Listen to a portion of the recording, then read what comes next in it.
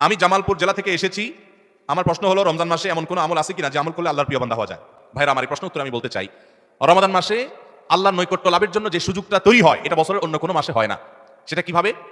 একে তো রমাদান মাসের প্রধান ইবাদত হলো সিয়াম বা রোজা, যেটাকে আমরা রোজা বলি।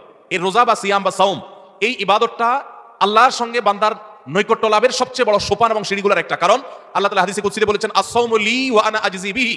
রোজা এটা আমার জন্য বান্দা রাখে, আর এটা বিনিময়ে আমি নিজে দিব। এটা আল্লাহর সাথে বান্দার খুব গভীর সম্পর্কের একটা মাধ্যম। এই জন্য রোজা রেখে আপনি কোনো হারাম কাজ যদি না করেন, ঝগড়াঝাটি না করেন, মিথ্যা প্রতারণা না করেন, সকল গুনাহ থেকে বাঁচার চেষ্টা করেন, এটা আল্লাহর নৈকট্য লাভের সবচেয়ে বড় মাধ্যম হবে। দ্বিতীয় উপায় হলো, আমরা রমজান মাসে সারি খাওয়ার জন্য ভোর রাতে সবাই উঠি, ঠিক না ঠিক?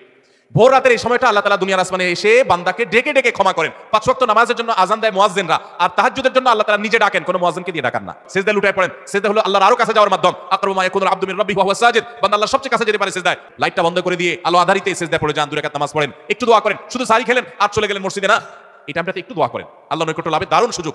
চেষ্টা করব তো ইনশাআল্লাহ।